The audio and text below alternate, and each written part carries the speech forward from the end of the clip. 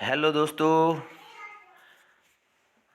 आप सब खुश होंगे और अपनी पढ़ाई निरंतर ही जारी रख पा रहे होंगे। दोस्तों, ऐसी आशा के साथ आपका मित्र सर्वमित्र विजय जाखड़ आज अपन क्लास शुरू करते हैं। आज के कोटेशन से कभी हार ना मानने की आदत ही एक अच्छी और बड़ी जीत दिलाती है। इस कोटेशन के साथ दोस्तों, यदि आप चैनल पे नए हैं तो चैनल को सब्सक्राइब करें, चैनल को लाइक करें और चैनल को आगे अपने दोस्तों के साथ शेयर करें और बने रहें। दोस्तों, ये ओल्ड पेपर की जो सीरीज चल रही है उसमें आपका स्वागत है। और ये जो ओल्ड पेपर हैं उनमें उसी क्रम में आज हम पेपर लेके आए हैं। ग्रेड सेकंड दिनांक 31/10/2018 को जो पेपर हुआ था उसको, और 31 अक्टूबर 2018 को जो पेपर हुआ था वो आपकी ग्रुप बी का पेपर था। और जीके का पेपर 200 अंकों का ये जो पेपर है ऑल ऑफ दीज, इसमें सबसे पहला प्रश्न लेते हैं दोस्तों। मेमंद आभूषण, ये देखो आपके 2017 में 16 में भी आ चुका है ये और 18 में भी आ गया। देखो तो बहुत से प्रश्न रिवाइज होते हैं दोस्तों, इसलिए आप ज़्यादा से ज़्यादा जितने भी पेपर में आपके डाल रहा हूँ सब पेपरों को अच्छे से रिवाइज कर लें, क्योंकि आरपीएससी के और आरएसएसएमबी के जितने भी पेपर हैं वो मैं सारे के सारे इस पे डालने वाला हूँ। तो आप लोगों को इस पे थोड़ा सा गौर फरमाना है दोस्तों, और नियमित रूप से पढ़ाई करनी है ताकि आपका सिलेक्शन हो जाए। दोस्तों, ये है मेमंद आभूषण कहाँ पहना जाता है। तो मेमंद आभूषण पहना जाता है आपके सिर पर। बोरला, मेमंद ये सिर पे पहने जाते हैं। विजयदान देथा का संबंध है लोक कला से, लोक नृत्य से। उस समय विजयदान देथा जो महान साहित्यकार थे उन्हीं के बारे में है। विजयदान देथा का संबंध है, अब ये पूछा गया है लोक साहित्य से। उत्तर क्या होगा इसका? लोक साहित्य। नेक्स्ट प्रश्न पे बढ़ते हैं। बिजोलिया अभिलेख किस वंश के इतिहास की जानकारी का महत्वपूर्ण साधन है? देखो बिजोलिया अभिलेख, बिजोलिया भीलवाड़ा में है और वहाँ जो अभिलेख प्राप्त हुआ है वो अभिलेख कौन से वंश का है? देखो राठौड़, सिसोदिया, चौहान और प्रतिहार। तो आपके 3 नंबर का उत्तर होगा 3 नंबर चौहान। नेक्स्ट प्रश्न है दोस्तों, हल्दी घाटी के युद्ध में महाराणा प्रताप की भील सेना का कमांडर कौन था? इनमें से जो भील था, चावंडिया, लूणा चावंडिया थे, जीवा शाह थे, तारा भील थे या राणा पुंजा थे? सबको पता है इसका आंसर होगा राणा पुंजा। नेक्स्ट प्रश्न देखो, आपका किसे महाराणा प्रताप का पथ प्रदर्शक कहा जाता है? बहुत बार प्रश्न पूछा जाता है। इनका कंपैरिजन मारवाड़ जोधपुर से थे, ये उनको पथ प्रदर्शक माना जाता है। किसे महाराणा प्रताप का पथ प्रदर्शक माना जाता है? तो याद रखिए रावचंद्र सेन इसका उत्तर होगा। नेक्स्ट प्रश्न देखें, 6 नंबर क्वेश्चन। निम्न में से किस स्थल को ताम्रवती नगरी के नाम से जाना जाता है? ताम्रवती नगरी। और एक देखो ताम्रवती नगरी है एक ताम्रकालीन राजधानी, ताम्रकालीन राजधानी या ताम्रयुगीन सभ्यता की राजधानी के नाम से जाना जाता है। दोनों अलग अलग प्रश्न है। ये ताम्रवती नगरी है वो ताम्रयुगीन सभ्यता की जननी किसको कहा जाता है वो प्रश्न है। तो इस प्रश्न का आंसर 6 नंबर का आप देखें, 6 नंबर का 2 होगा आहड़। आहड़ उदयपुर वाली जो सभ्यता है इसको कहा जाता है ताम्रवती नगरी, और गणेश्वर सभ्यता को कहा जाता है ताम्रयुगीन सभ्यताओं की जननी। नेक्स्ट प्रश्न है, बीकानेर के महाराजा राज सिंह गद्दी पर कब बैठे थे? राय सिंह के बारे में प्रश्न है। राय सिंह कब गद्दी पे बैठे थे? 1612 में, 1585 में, 1576 में, 1541 में। तो इसका जो आंसर होगा 1576 में, 1576 में राजगद्दी पे बैठ गए थे। नेक्स्ट प्रश्न है, राजस्थान का क्षेत्रफल भारत के क्षेत्रफल का कितना प्रतिशत है? बच्चे को मालूम है, ये 10.41% है। नेक्स्ट, निम्न में से कौन सा सुमेलित नहीं है ये पता करना है। गंभीरी की सहायक नदी मेसवा, माई की सहायक नदी जाखम, काली सिंध की परवन, साबरमती की माजम।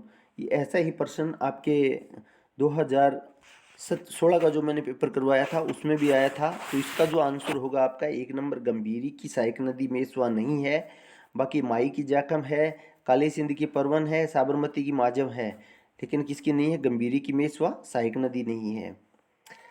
राजस्थान में संभाव्य वाष्पीकरण वाष्पोत्सर्जन की वार्षिक दर सर्वाधिक जिस जिले में है, यानी संभावना के आधार पर देखें वाष्पीकरण और वाष्पोत्सर्जन की दर, तो गंगानगर, कोटा, डूंगरपुर, जैसलमेर, ये आपको मालूम होना चाहिए। जैसलमेर उत्तर होगा क्योंकि सबसे ज़्यादा मरुस्थलीय एरिया आपका जैसलमेर का है। नेक्स्ट प्रश्न देखो, सुमेलित करना है डूंगरपुर, बांसवाड़ा और प्रतापगढ़, ये नीचे ऑप्शन दिए गए हैं आपके।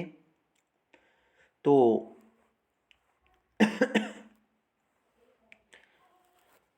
इसका देखो डूंगरपुर, बांसवाड़ा सी हो जाएगा इसका। वागड़ के नाम से जाना जाता है डूंगरपुर बांसवाड़ा को। डूंगरपुर पूर्वी सिरोही तथा उदयपुर जिलों का अरावली पर्वतीय क्षेत्र है, उसे भोमट के नाम से जाना जाता है। अब आबू पर्वत खंड है, उसे अर्बुद के नाम से जाना जाता है। कोटा, बूंदी और बारां को आड़ोती कहा जाता है। तो इस प्रकार से आपका उत्तर हो जाएगा CADB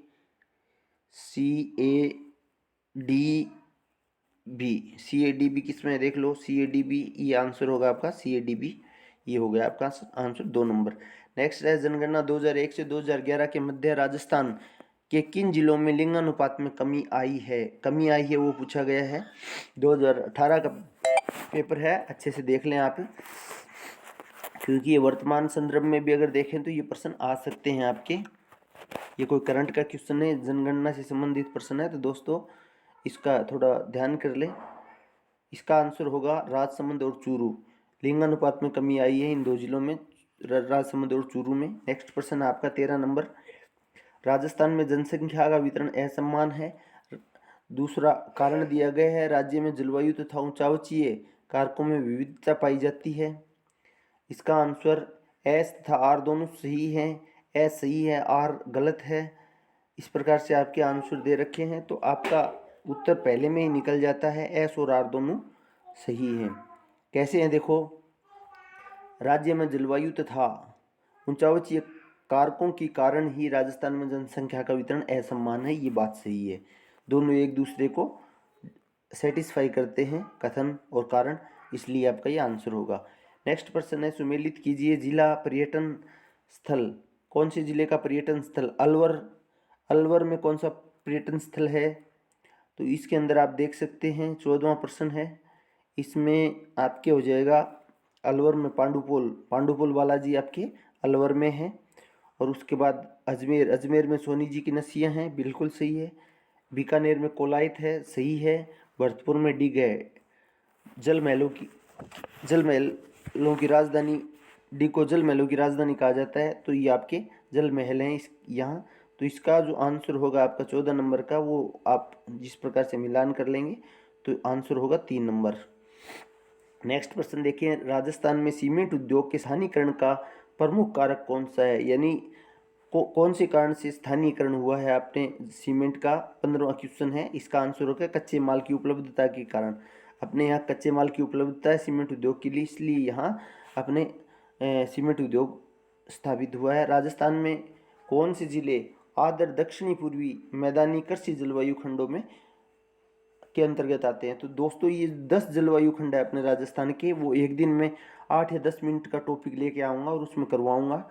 अभी इसका उत्तर जो है आप देख सकते हैं, चौथा उत्तर हो जाएगा कोटा, बारां, बूंदी, झालावाड़, आपका सवाई माधोपुर, ये क्षेत्र है आदर दक्षिणी पूर्वी मैदान में आता है। नेक्स्ट प्रश्न आपका 17वां क्वेश्चन, मेवात क्षेत्र विकास कार्यक्रम कितने जिलों में विस्तृत है? यानी मेवात क्षेत्र विकास कार्यक्रम कितने जिलों में चल रहा है, ये प्रश्न पूछा गया था 2018 में। तो 17 का जो आंसर होगा 2 जिले, अलवर और भरतपुर। हाँ, अलवर और भरतपुर। कौन सी हवा डॉक्टर हवा के नाम से जानी जाती है? सेकंड ग्रेड में हवा वगैरह आपकी जो है ना वर्ल्ड ज्योग्राफी, उसका क्वेश्चन है। डॉक्टर हवा के नाम से जाना जाता है हरमटन को डॉक्टर हवा क्यों कहा जाता है? देखो, क्योंकि जब ये मरुस्थलीय क्षेत्र में आती हैं तो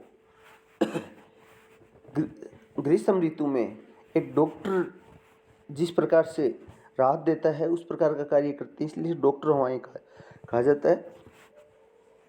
नेक्स्ट प्रश्न है आपका, उत्तरी गोलार्ध में व्यापारिक पवनें किस दिशा में बहती हैं। उत्तरी गोलार्ध में व्यापारिक पवनें किस दिशा में बहती हैं? तो इसका आंसर होगा दक्षिण पश्चिम दिशा में। तो आप इसको समझ सकते हैं ऐसे, ये आपका इस तरीके से 0 डिग्री बना दिया और उसके बाद में यहाँ मैंने 30 डिग्री बना दिया, फिर मैंने 60 डिग्री बना दिया और यहाँ मैंने 30 डिग्री बना दिया और यहाँ फिर 60 डिग्री बना दिया। तो देखो यहाँ पूछा गया व्यापारिक पवनें, तो उत्तरी गोलार्ध में व्यापारिक पवनें तो ऐसे चलती हैं इस तरीके से और दक्षिणी गोलार्ध में ऐसे चलती हैं।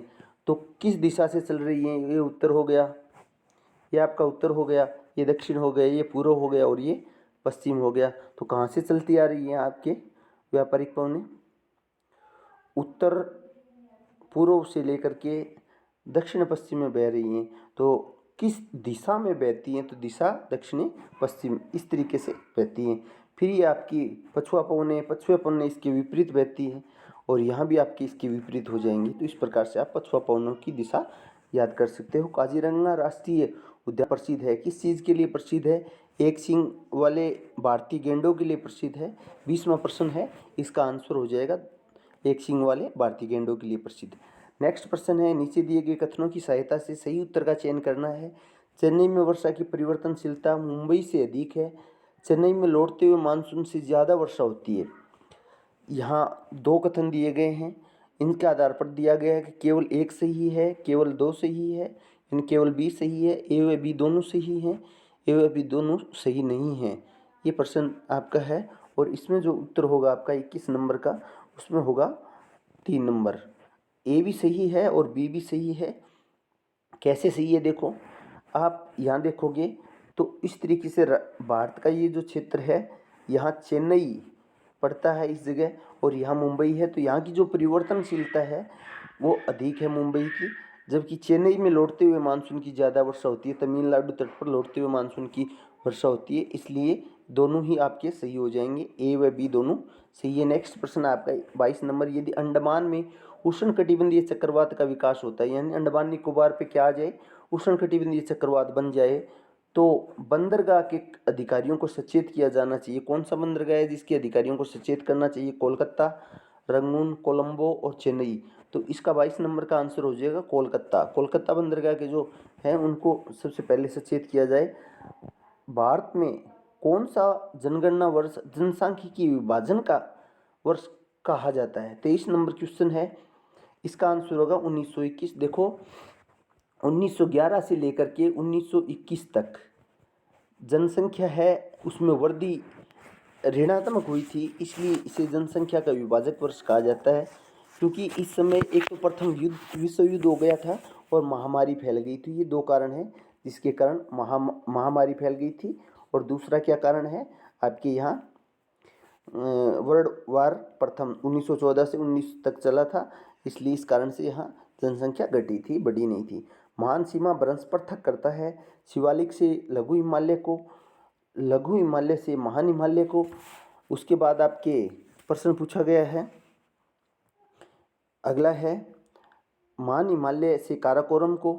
ये देखो इसका आंसर आपका होगा शिवालिक से लघु हिमालय को।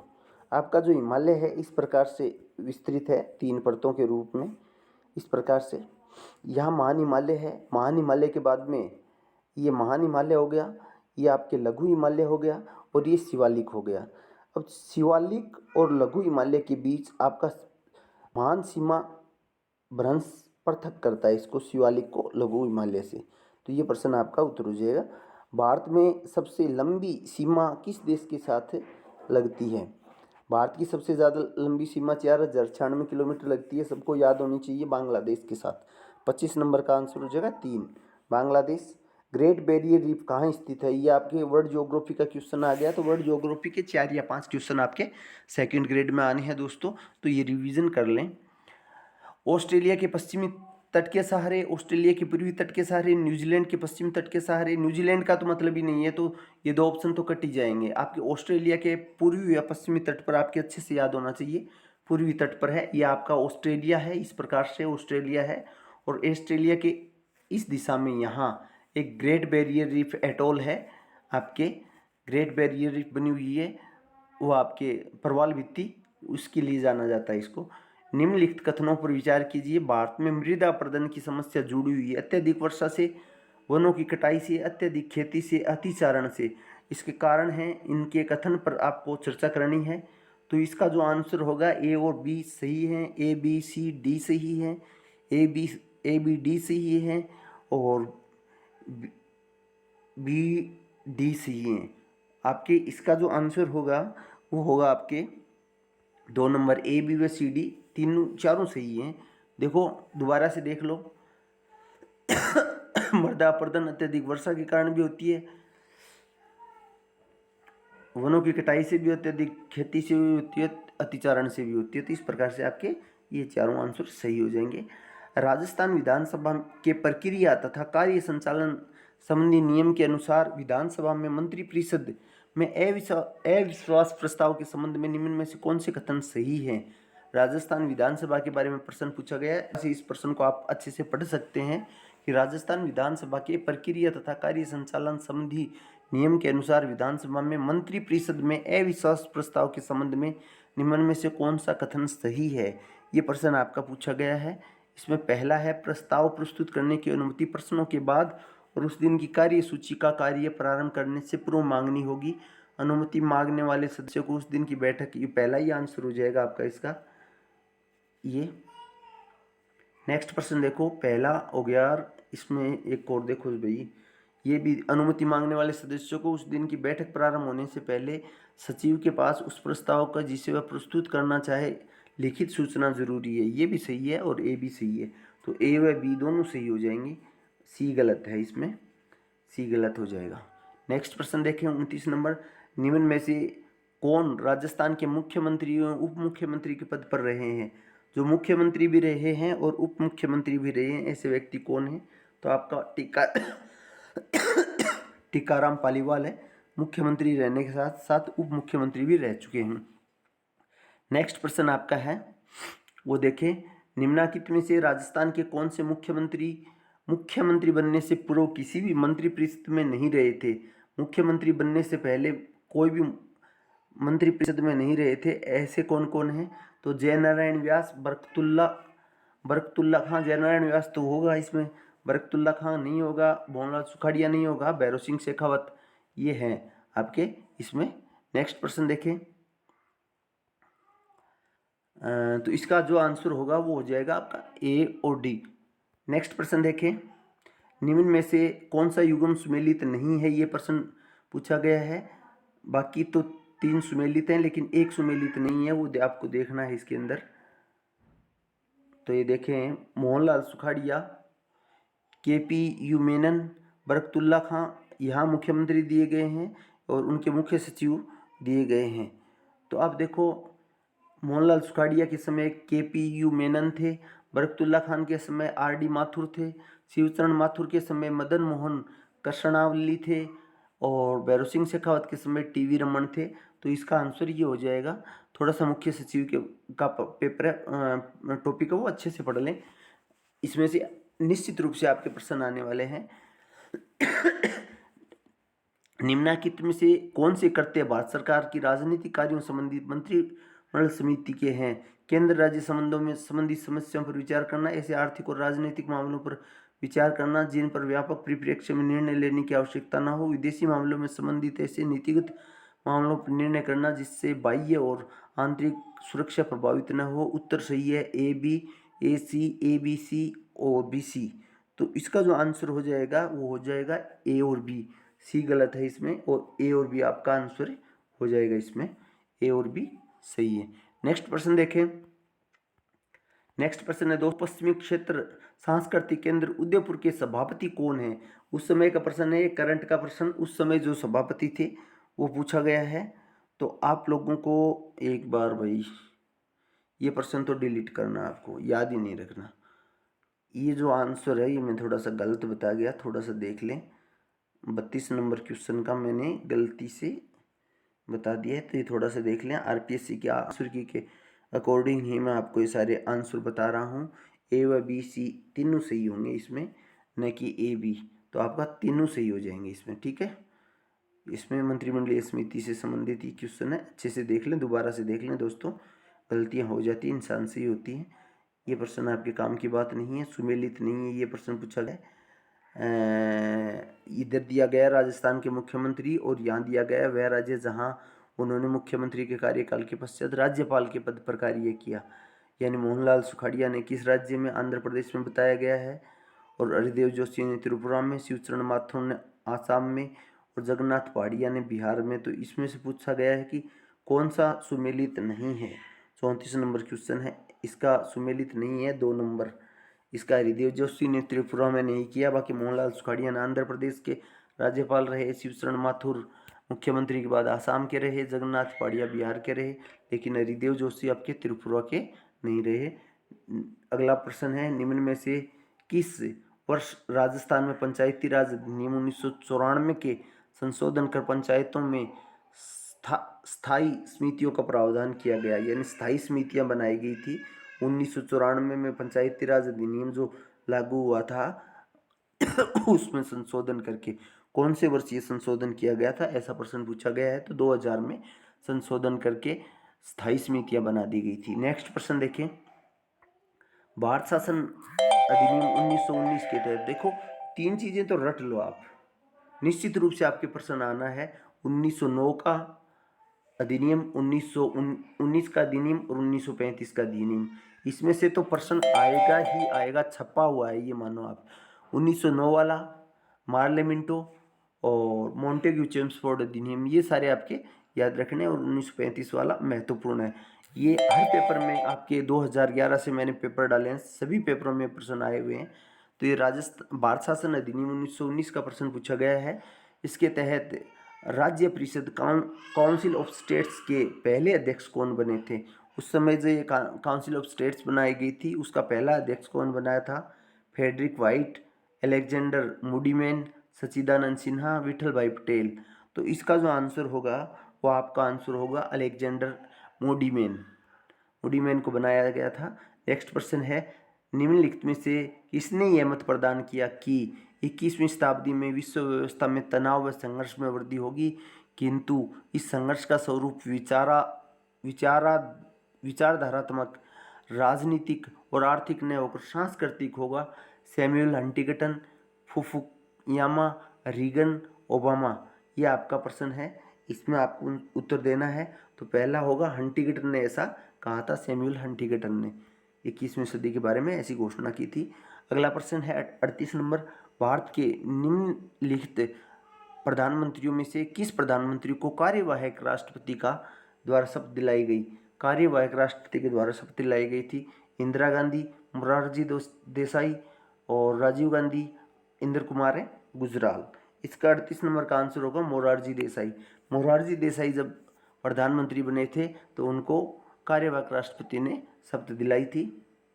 ग्रीन पीस संगठन की स्थापना किस वर्ष हुई थी? तो ऐसे प्रश्नों को आपको छोड़ देना चाहिए, क्योंकि ये बहुत ही मुश्किल प्रश्न होते हैं और आते भी नहीं है कहीं आपके बुकों में। मैंने तो ये ऐसे प्रश्न देखे नहीं। फिर भी आपका जो आंसर माना गया है आरपीएससी ने 1971 आंसर माना है।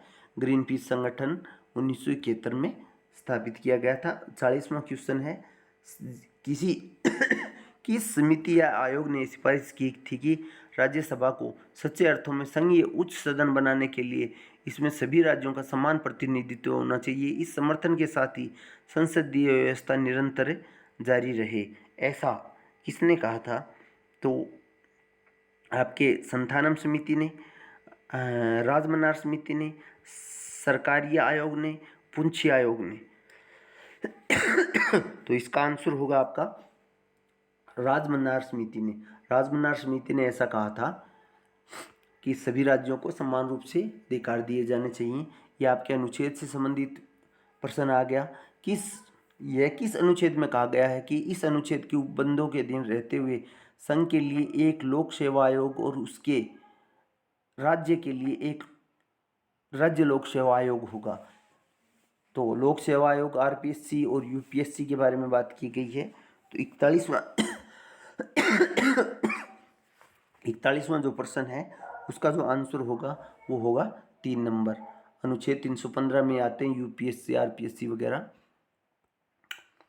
नेक्स्ट प्रश्न है, निम्न में से कौन सी नियुक्तियों हेतु भारतीय सरकार की मंत्रिमंडल की नियुक्ति संबंधी समिति का अनुमोदन अपेक्षित है। भारतीय रिजर्व बैंक के गवर्नर, भारतीय रिजर्व बैंक के डिप्टी गवर्नर, अध्यक्ष, रेल बोर्ड, यानी मंत्रिमंडल की नियुक्ति संबंधी समिति का अनुमोदन अपेक्षित है भारतीय सरकार में इनके मंत्रिमंडल समिति की। सही उत्तर है ए व बी, ए व सी, बी व सी, ए बी व सी। तो इसका जो आंसर होगा आपका ए बी व सी तीनों। तो भारतीय रिजर्व बैंक के गवर्नर के लिए, भारतीय रिजर्व बैंक के डिप्टी गवर्नर के लिए और अध्यक्ष रेल बोर्ड के लिए इसमें आंसर हो जाएगा। सूची 1 को सूची 2 से सुमेलित करना है और सूचियों में नीचे दिए गुटों का सही प्रयोग करते हुए सही उत्तर चयन करना है। तो ये आपके आंसर आपको आएंगे। 43वां जो क्वेश्चन है उसके आप देख सकते हो।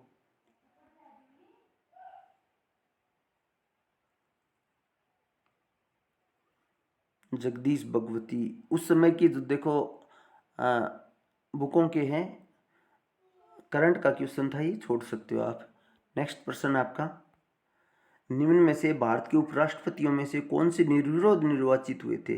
यानी जिनके सामने कोई कैंडिडेट ही खड़ा नहीं हुआ, ऐसे व्यक्ति doctor S Radhakrishnan, B D Jatti, M Hidayatullah, V Giri. तो 44वां जो प्रश्न है इसका उत्तर होगा आपके ए व सी, ए राधाकृष्णन और हिदायतुल्ला। मोहम्मद हिदायतुल्ला और एस राधाकृष्णन के विरुद्ध कोई व्यक्ति खड़ा नहीं हुआ था, ये निर्विरोध निर्वाचित हुए थे। ऐसे प्रश्न भी छोड़ देने चाहिए क्योंकि प्रश्न आपने आगे नहीं आते तो बुकों में हम कहीं पढ़ते ही नहीं है, तो ऐसे प्रश्न आना स्वाभाविक नहीं है। असम गण परिषद की स्थापना किस वर्ष की गई थी? तो ये प्रश्न आपके उलझाने वाला है, तो ऐसे प्रश्नों में नेगेटिव मार्किंग नहीं खानी चाहिए। फिर भी इसका आंसर 1985 होगा। नेक्स्ट प्रश्न,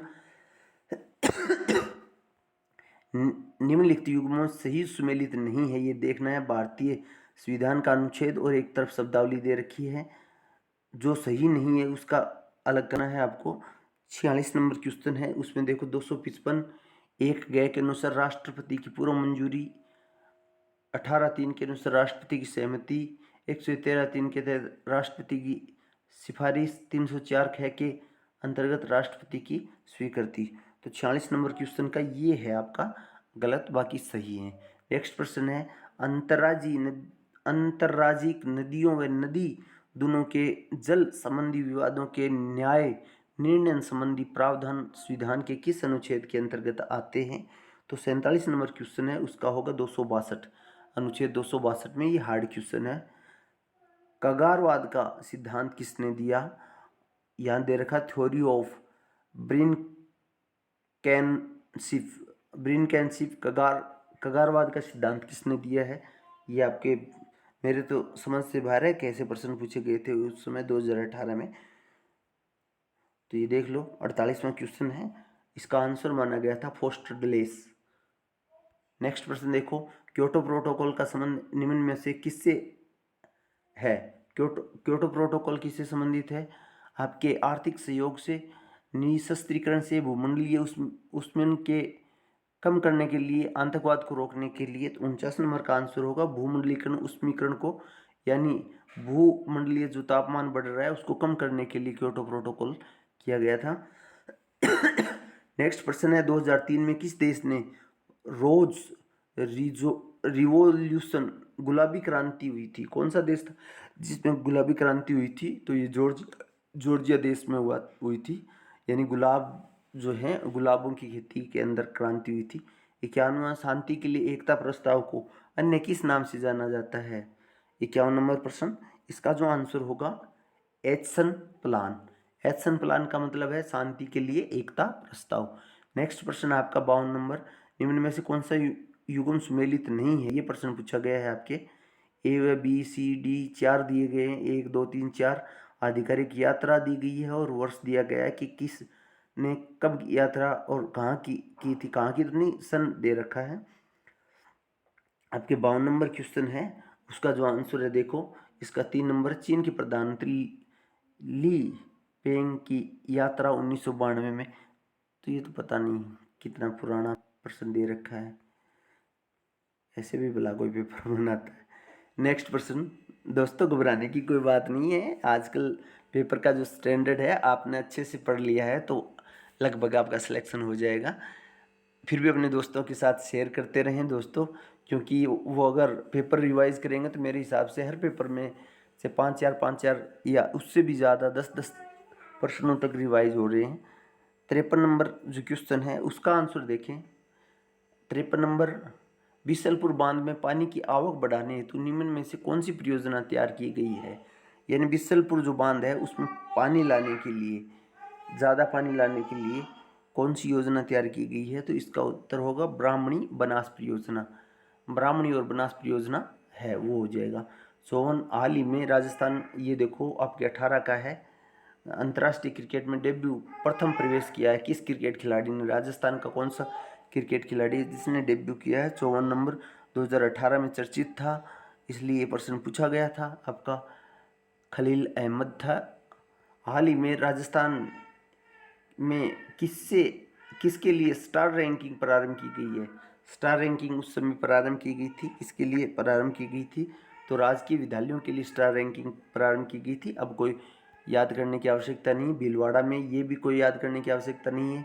मुख्यमंत्री राजश्री योजना ये अब भी चलती है, इसलिए याद रखें। मुख्यमंत्री राजश्री योजना के अंदर बेटियों को कितनी राशि दी जाती है, तो आपके 57 नंबर क्वेश्चन है, उसमें आंसर 50,000 रुपये, 50,000 ही मिलती है अब भी। नेक्स्ट प्रश्न है, राजस्थान सरकार ने प्रतियोगी परीक्षाओं की तैयारी हेतु निम्न में से कौन सी निःशुल्क मोबाइल ऐप शुरू किया है। दिसारी, रीडर, कॉम एग्जाम, एवरनोट, तो कौन सा शुरू किया गया था उस समय। 2018 का क्वेश्चन है ये, तो इसमें आप देख लें 58 नंबर में जो आंसर होगा आपका दिसारी। उस समय दिसारी नाम से एक ऐप चलाया गया था। राजस्थान राज्य कर्मचारी ने सेवाकाल कितने वर्ष तक शिशु देखभाल अवकाश दिया जाता है। राज्य कर्मचारियों को, राजस्थान में महिला राज्य कर्मचारी हैं उनको अपने पूरे सेवाकाल में कितने वर्ष का शिशु देखभाल अवकाश, आपके CCL जिसको बोलते हैं, CCL कितने वर्ष की, कितने समय की मिलती है। 1 वर्ष, 2 वर्ष, 3 वर्ष, 4 वर्ष। तो इसका जो आंसर होगा 59 नंबर का, इसका आंसर होगा आपके 2 नंबर, 2 वर्ष की मिलती है। नेक्स्ट है, निम्न में से राजस्थान का कौन सा जिला नीति आयोग के द्वारा महत्वाकांक्षी जिलों की, ये आपके करंट का क्वेश्चन था, याद करने की आवश्यकता नहीं है। अन्नपूर्णा दूध योजना उस समय का प्रश्न है, 2018-19, ये करंट के क्वेश्चन है, तो ये याद करने की आवश्यकता नहीं है। यहाँ देखें आपके ये प्रश्न 64 नंबर क्वेश्चन है, ये आपके इकोनॉमी से पूछा गया प्रश्न था। निम्न में से कौन सा राष्ट्रीय आय के बराबर है, यानी राष्ट्रीय आय के बराबर कौन सा आएगा, तो 64 नंबर क्वेश्चन है NNP-FC, ये आपका आंसर हो जाएगा। केंद्रीय सांख्यिकी कार्यालय CSO के अनुसार वर्तमान में IIP गणना का आधार वर्ष क्या है।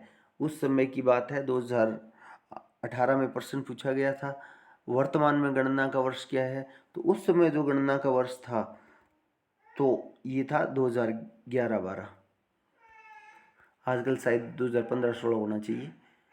निम्न में से पढ़ें, राष्ट्रीय आय उत्पादित समस्त अंतिम वस्तुओं तथा सेवाओं का मौद्रिक मूल्य है।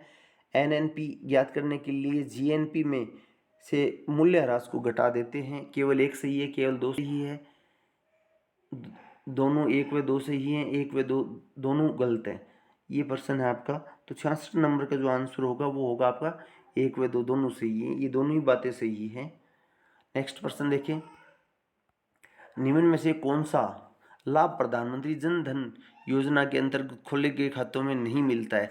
बाकी लाभ मिलते हैं, एक लाभ नहीं मिलता है, वो प्रश्न आपके पूछा गया है। जमा राशि का ब्याज बिल्कुल मिलता है, ये सही है, मिलता है। नेक्स्ट प्रश्न है, निम्न में से कौन सा लाभ प्रधानमंत्री जन धन के अंतर्गत 10 लाख रुपए का दुर्घटना बीमा कवच 67 में आप देख सकते हो, ये आपके गलत है, ये भी मिलता है और ये भी मिलता है, यानी खाते में कोई न्यूनतम राशि रखने की आवश्यकता नहीं है, बिल्कुल सही है। भारतीय मुद्रा का भी आसान हस्तांतरण हो जाता है, लेकिन 10 लाख तक का दुर्घटना बीमा इसमें नहीं मिलता है। नेक्स्ट प्रश्न आपका, जन धन में ऐसा नहीं होता है। शिक्षा मनोविज्ञान के प्रश्न आगे। शिक्षा मनोविज्ञान संबंधित है अधिगमकर्ता से, अधिगम प्रक्रिया से, अधिगम संस्थितियों से, दिए गए सभी विकल्प सही है, तो इसका तो दिए गए सही विकल्प, सभी विकल्प सही होंगे। ये सही है आपका। अधिगमकर्ता, अधिगम प्रक्रिया और स्थितियाँ सबसे संबंधित है। नेक्स्ट प्रश्न है, निम्न में से कौन सा कथन गलत है? अधिगम समायोजन है, अधिगम सार्वभौमिक है, अधिगम हमेशा प्रक्षेपणीय अवलोकनीय होता है, अधिगम का परिणाम व्यवहार परिवर्तन होता है, अधिगम का व्यवहार परिवर्तन होता है। तो आपका 69 नंबर का आंसर हो जाएगा, अधिगम हमेशा प्रेक्षणीय या अवलोकनीय है, कोई जरूरी नहीं कि अवलोकनीय हो। ये भी सही है, ये भी सही है, ये भी सही है, लेकिन आंसर आपका हो जाएगा 3 नंबर। नेक्स्ट प्रश्न है आपका, एक अध्यापक ने विद्यार्थियों का TAT थेमेटिक एप्रिसिएशन टेस्ट लिया, परीक्षण किया, ठीक है, TAT, ताकि उसमें निम्न की पहचान की जा सके, उपलब्धि की, अभिज्ञान की, व्यक्तित्व की, अभिव्यक्ति की। किस इसने सीधा सीधा प्रश्न पूछा है कि TAT किसके लिए किया जाता है? उपलब्धि परीक्षण के लिए, अभिक्षमता के लिए, किसके लिए किया जाता है? तो आपके 70 नंबर क्वेश्चन का होगा, व्यक्तित्व की जांच के लिए TAT किया जाता है। TAT CAT ये आपके व्यक्तित्व की जांच के लिए किए जाते हैं। जिन प्रतिक्रियाओं को सीखने के उपरांत संतुष्टि प्राप्त होती है उन्हें सीख लिया जाता है, कहलाता है कल्पना का नियम, प्रभाव का नियम, तत्परता का नियम, सापेक्षकता का नियम। तो आपका जो आंसर होगा 71 नंबर का वो होगा प्रभाव का नियम, यानी प्रभाव पड़ता है उससे सीख लेते हैं। जिन प्रक्रियाओं को सीखने के उपरांत संतुष्टि हो जाए तो प्रभाव का नियम कहा जाता है। बेसल आयु किसके मापन से संबंधित है? व्यक्तित्व, अभिवृत्ति, बुद्धि, अभिक्षमता। तो 72 नंबर का किस आंसर होगा आपका बुद्धि। बेसल आयु आपके उससे संबंधित है। 73 नंबर जो है उसमें बुद्धि लब्धि IQ के परिकलन का सूत्र पूछा गया है आपके 73 नंबर में। तो 73 नंबर का आंसर हो जाएगा MA/CA into 100। MA mental as बटे CA जो रियल एज है वो इंटू 100। नेक्स्ट प्रश्न है, रोसाइंक ब्लांट परीक्षण में शामिल किया जाता है, कितने कितने कार्ड होते हैं? ये प्रश्न पूछा गया है, 74 नंबर क्वेश्चन है। इसमें देखो 5 काले व सफ़ेद होते हैं, 5 बहुरंगी कार्ड होते हैं, यानी 5 रंगीन होते हैं और 5 काले व सफ़ेद होते हैं। इस प्रकार से कार्ड होते हैं आपके। प्रेरणा प्रबलन का सारांश सिद्धांत किसने दिया था? प्रेरणा प्रबलन का सिद्धांत किसके द्वारा दिया गया है? ये प्रश्न आपका पूछा गया है।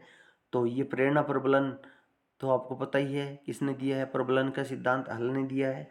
25 वर्षीय लड़का जिसकी मानसिक आयु 16 वर्ष है उसका IQ क्या होगा? तो मेंटल एज 16 है बटे वास्तविक एज इंटू 100 हो जाएगा। तो आपका उत्तर आपकी अपना आप निकल जाएगा। 25 चौका 100 और 16 को 4 से गुना कर लो, 16 चौकी 64, तो 64 इसका आंसर हो जाएगा। 76 का 1 नंबर।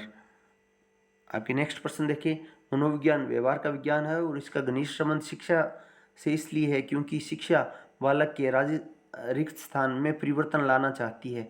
चेतना में, आत्मा में, मस्तिष्क में, व्यवहार में। तो किसमें परिवर्तन लाना चाहती है? 77 का आंसर हो जाएगा आपके व्यवहार में। व्यवहार में परिवर्तन लाना ही शिक्षा का कार्य है।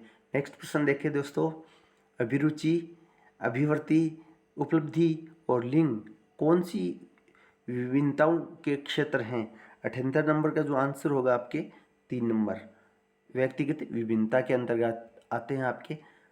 79 नंबर में देखो, निम्न में से कौन सा गलत युग्म है? गलत युग्म को आपको छांटना है। 79 नंबर क्वेश्चन, इसमें देखो अधिगम का चिन्ह सिद्धांत दे रखा है। चिन्ह सिद्धांत टोलमैन का सही है। अधिगम का क्षेत्र सिद्धांत कोटलेविन का सही है। सामाजिक अधिगम सिद्धांत ये ब्रूनर का नहीं है। प्रयत्न व त्रुटि का सिद्धांत थॉर्नडाइक का है, सही है, ये आपका गलत हो जाएगा। अब्राहम मैस्लो का है सामाजिक अधिगम का सिद्धांत। नेक्स्ट है, बालक की शारीरिक वृद्धि व विकास को प्रभावित करते हैं वंशक्रम, वातावरण, केवल वंशक्रम, वातावरण दोनों। ये आंसर आपका हो जाएगा। नेक्स्ट प्रश्न है, निम्न में से थॉर्नडाइक के अनुसार अधिगम का प्राथमिक नियम है। थॉर्नडाइक के अनुसार प्राथमिक नियम पूछा गया है, तो अभ्यास का नियम प्राथमिक नियम है। तत्परता का नियम, अभ्यास का नियम, ये आपके प्राथमिक नियम है। बाकी जो नियम दे रखे हैं ये गौण नियम है। समायोजन के संदर्भ में निम्न में से कौन सा कथन गलत है? यह संतुलन प्रदान करता है, यह समस्या का समाधान करता है, यह निरंतर चलने वाली प्रक्रिया नहीं है। देख लो, यहीं पे आप समझ सकते हो, इसका आंसर अपने आप में आ जाएगा, इसका ये उत्तर हो जाएगा। नेक्स्ट 83 सृजनात्मकता की विशेषता होती है, मौलिकता होती है, प्रभावशीलता होता है, लचीलापन। ये सही हैं सारे के सारे। नेक्स्ट प्रश्न है, एक शिक्षक के लिए शिक्षा मनोविज्ञान की उपाधि देता है। स्वयं के ज्ञान और तैयारी के बारे में जानकारी, बिल्कुल सही है। बालकों की आवश्यकता की जानकारी के लिए, बिल्कुल सही है। ए व ब दोनों सही है। ये कैसे दे रखा है, ए व ब दोनों सही है। ए केवल ऐसे ही है, केवल वैसे ही है, वह दोनों सही है। आपका ऐसे ही प्रश्न बनाया गया है। ये आप देख सकते हैं 84 नंबर का जो आंसर होगा वो ए व दोनों सही। ये भी बात सही है और ये भी सही है। नेक्स्ट, अधिगम बाधित असमर्थ बच्चे अधिकतम एक स्थान होते हैं। आक्रामक, संगठित, संगत, निम्न बुद्धि वाले। तो 85 नंबर क्वेश्चन है, उसका आंसर हो जाएगा निम्न बुद्धि लब्धि वाले, उपलब्धि वाले, लब्धि वाले होते हैं। मनोविज्ञान में शिक्षा को बना दिया है, बाल केंद्रित बना दिया भाई। ये आंसर हो जाएगा आपका 86 नंबर का। नेक्स्ट प्रश्न देखिए 87 नंबर, गिलफोर्ड द्वारा प्रतिपादित बौद्धिक संरचना के मॉडल के प्रारूप में कितने तत्वों को सम्मिलित किया गया है। गिलफोर्ड का आपने मॉडल पढ़ा होगा, उसमें जो तत्व हैं उनकी संख्या। ये प्रश्न आपके सीधा सीधा किताब में से छपा है, तो ये प्रश्न तो याद रख लें, 120 होगा उसमें। आप देख लेना वो बना करके मॉडल। मुकाम प्रसिद्ध है, मुकाम किसके लिए है, मुकाम धाम बिश्नोइयों के लिए है या जसनाथ जी के लिए। ये दो तो नहीं, आंसर नहीं होगा, मैं बता देता हूँ, आप थोड़ा सा अनुमान लगा ले। 88 का आंसर होगा आपके बिश्नोई संप्रदाय जाम्बो जी से संबंधित मुकाम धाम। कोटा के किस शासक के काल में कोटा स्कूल की चित्रशैली का उत्कृष्ट काल माना जाता है। कोटा का शत्रुसाल, उमेद सिंह, किशोर सिंह और शत्रुसाल सेकंड। तो इसका जो आंसर होगा 89 नंबर का वो होगा उमेद सिंह प्रथम का काल है कोटा चित्रकला का। श्रीमती रमा देवी राजस्थान के किस किसान आंदोलन से संबंधित रही। 90 नंबर क्वेश्चन है, उसका आंसर होगा बिजोलिया किसान आंदोलन से। रमा देवी का संबंध किससे रहा है, आपके बिजोलिया किसान आंदोलन से रहा है। डोला मारू कहानी में डोला की विवाह के समय उम्र कितनी थी।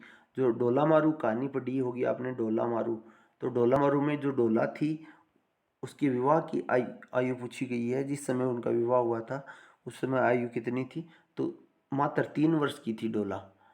नेक्स्ट प्रश्न है, ऐतिहासिक स्थल मानगढ़ राजस्थान के किस जिले में स्थित है। अभी ये प्रश्न पूछा भी जा सकता है क्योंकि मानगढ़ प्रधानमंत्री की अभी रैली हुई थी, उसमें 100 गहलोत भी शामिल हुए थे और प्रधानमंत्री जी भी थे, तो दोनों के कारण ये मानगढ़ धाम है और मानगढ़ में वो स्मारक बनने की भी बात चल रही है। तो इस प्रकार से आपका प्रश्न महत्वपूर्ण बन जाता है करंट के अंदर भी और वैसे भी। तो इसका जो आंसर होगा बांसवाड़ा में। मानगढ़ धाम कहाँ है, बांसवाड़ा में। ये माना गया आपके। गौरी लोक नृत्य मूलतः संबंधित है ग्रासियों से, कालबेलियों से, कंजरों से, भीलों से। तो 93 नंबर का आंसर होगा भील, गौरी, राई, ये आपके भीलों से। किस राज्य के प्रजामंडल ने 1936 में कृष्णा दिवस की बात की गई है। उदयपुर, कोटा, करौली, जोधपुर। आपके 94 नंबर है, उसका आंसर होगा जोधपुर में कृष्णा दिवस मनाया गया था।